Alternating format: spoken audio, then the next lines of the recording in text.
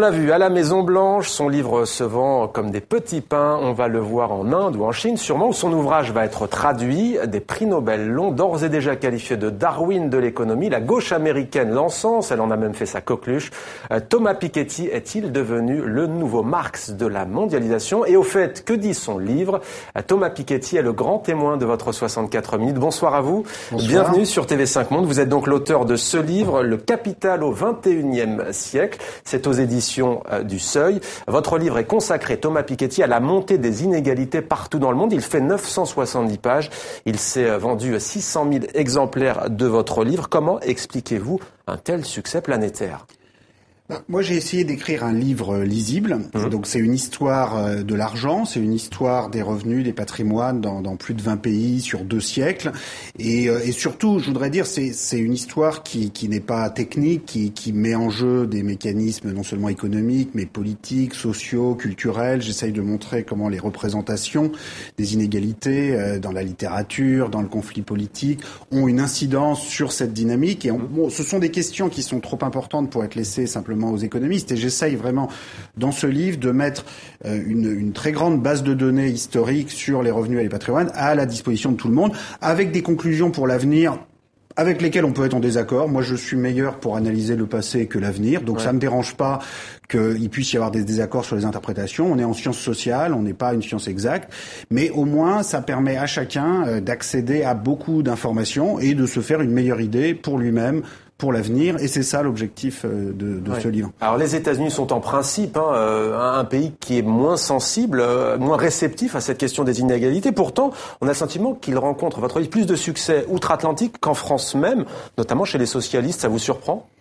Le livre rencontre beaucoup de lecteurs en France aussi, un peu partout. Maintenant, c'est vrai qu'aux États-Unis, il y a actuellement un souci par rapport à un risque d'une vraie dérive inégalitaire, voire oligarchique, avec une importance de l'argent privé en politique dont on n'a pas idée en France. Et je crois que ce serait une erreur de s'imaginer que les États-Unis aiment l'inégalité. Les États-Unis, pendant très longtemps, se sont construits tout au long du XIXe siècle et jusqu'à la Première Guerre mondiale comme un pays plutôt plus égalitaire que la vieille Europe, pétrie d'inégalités de classe, d'inégalités patrimoniales. Et de fait, pendant très longtemps, les États-Unis ont été plus égalitaires et ont même inventé l'impôt progressif sur le revenu, sur les successions, qui pendant très longtemps a été beaucoup plus progressif qu'en Europe, justement parce qu'ils voulaient pas devenir aussi inégalitaires que l'Europe. Très longtemps, Thomas Piketty, quand est-ce que ça bascule justement avec la crise dite des subprimes ? Un peu avant, ça bascule dans les années 80 sous Reagan, où il y a un peu une tentative de revenir en arrière sur l'impôt progressif qui avait été développé sous Roosevelt.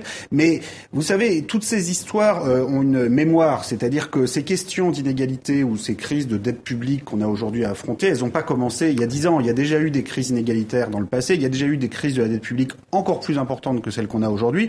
Et donc le but de ce livre, c'est vraiment de remettre en perspective historique très longue ces questions. Et je pense que si le livre a beaucoup plu aux États-Unis, c'est parce que moi je suis pas en train de donner des leçons aux uns et aux autres, voici ce qu'il faudrait faire, pas faire. J'essaye plus de remettre chaque pays en perspective par rapport à sa propre histoire, en comparaison par rapport aux autres dynamiques nationales, pour que chacun puisse construire son évolution à venir qui sera forcément différente, mais qui peut s'appuyer sur ces leçons de l'histoire. Alors pour celles et ceux qui n'ont pas encore lu ce livre, Thomas Piketty, voici un aperçu, c'est avec Jean-Paul Chapelle de notre partenaire France 2. Regardez.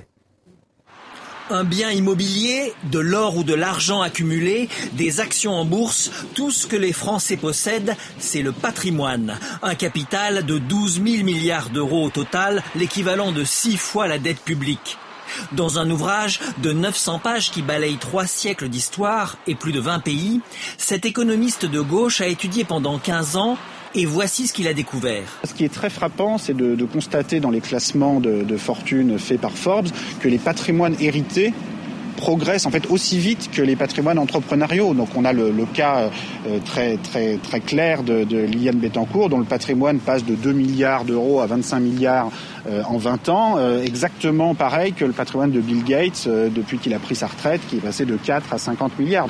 Depuis la dernière guerre, le patrimoine des Français a été multiplié par 3, mais les inégalités restent criantes. Les 10% les plus riches possèdent 60% du patrimoine total et dans le même temps, les 50% les moins riches possèdent moins de 5% du patrimoine.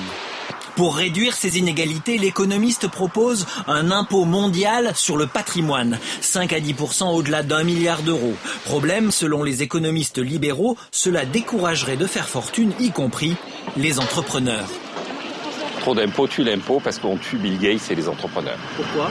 Parce que les entrepreneurs se disent ça vaut pas le coup de travailler si l'essentiel de ce que l'on gagne va être récupéré par l'État, en disant c'est à la fois blessant, humiliant, ça vous permet pas d'avoir toute la richesse que vous voulez, et puis c'est injuste parce que votre travail n'est pas reconnu par la société.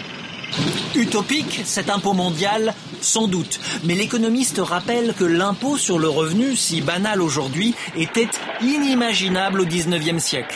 Certaines utopies peuvent alimenter aujourd'hui le débat et la réflexion. Thomas Piketty en direct sur TV5 Monde dans 64 minutes. Alors il y a une idée largement répandue, les inégalités se combleraient, c'est ce qu'on entend souvent, avec le développement d'un pays. Vous battez cette idée en brèche. C'est-à-dire, il y a plusieurs forces contradictoires qui sont en jeu. Donc parfois, moi je cherche pas à dire que les inégalités sont forcément appelées à toujours augmenter. Ouais. Il y a une force qui peut réduire les inégalités et qui a été très importante historiquement, qui est la diffusion des connaissances, des qualifications, de l'éducation. C'est ça qui permet aux pays émergents aujourd'hui de rattraper les pays riches, et c'est aussi ça qui peut permettre à l'intérieur d'un pays de réduire les inégalités, pourvu que les institutions, notamment éducatives, sociales, soient suffisamment inclusives, c'est-à-dire permettre un plus grand nombre d'accéder aux qualifications les plus élevées. Et en même temps, il y a d'autres forces, notamment, comme je le montre dans le livre, le fait que le rendement du capital tend à être plus élevé que le taux de croissance de l'économie dans le long terme, qui pousse à des inégalités de patrimoine plus élevées que ce qu'on pourrait souhaiter. Bon, il ne s'agit pas de dénoncer l'inégalité en tant que telle, mais de voir quand est-ce que l'inégalité devient excessive, devient inutile.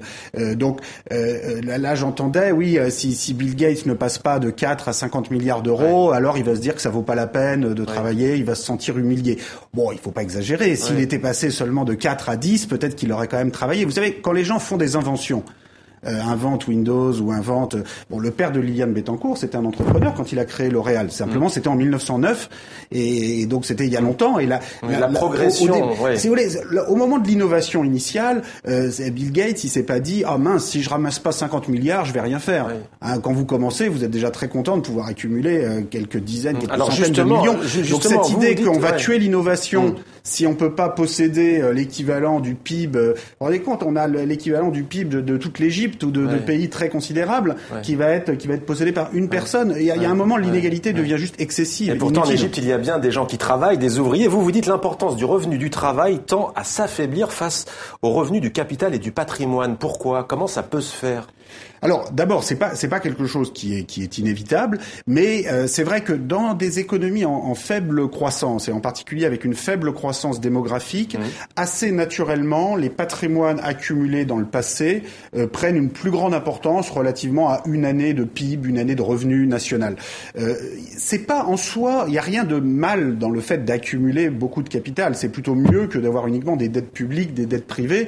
Et actuellement, on s'inquiète beaucoup pour nos dettes en Europe. La bonne nouvelle du livre, et c'est une bonne nouvelle, c'est que il faut regarder aussi les actifs, ce qu'on possède en face, et on va léguer à nos enfants beaucoup plus de patrimoine qu'on n'en a jamais légué, et le patrimoine en pourcentage du PIB a beaucoup plus augmenté que la dette publique en pourcentage du PIB. Le problème, c'est que la répartition de ce patrimoine est parfois excessivement concentrée.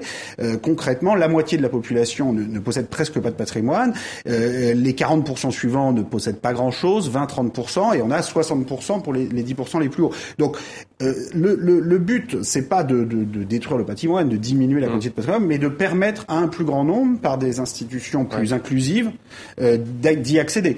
Et ça, c'est vrai que pour les générations actuelles, l'héritage reprend une importance qu'on avait un peu oubliée dans les 30 Glorieuses. Et c'est l'ascenseur social qui en a pris un coup, on peut dire entre guillemets. Qui en a pris un coup. Alors vous expliquez, Thomas Piketty, qu'une société de rentiers s'est effondrée entre la Première et la Seconde Guerre mondiale, et qu'aujourd'hui une nouvelle classe dominante a émergé. Pouvez-vous nous décrire cette nouvelle classe ?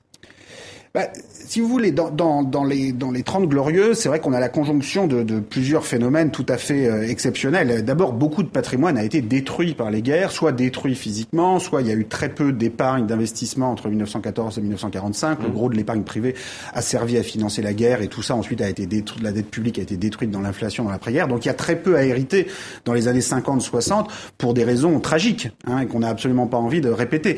Simplement, cette phase de reconstruction des 30 Glorieuses a duré tellement longtemps qu'on a fini par s'imaginer que c'était un nouvel équilibre perpétuel, une sorte de capitalisme sans capital ou sans capitaliste et sans patrimoine hérité. Et ça, pour le coup, c'était une illusion. C'est-à-dire qu'on a aujourd'hui un retour du patrimoine qui est en partie une évolution naturelle, mais qui, du fait de la très grande concurrence fiscale entre pays, notamment entre pays européens, qui deviennent des tout petits pays à l'échelle de l'économie monde et qui se font chacun une concurrence effrénée pour attirer les investissements les uns des autres, ça pousse plus que de raison à augmenter le rendement privé du capital par rapport au taux de croissance de la production et des salaires. Ça rend plus difficile de rentrer dans le jeu pour ceux qui n'ont que leur salaire, qui veulent devenir propriétaires aujourd'hui, c'est pas facile.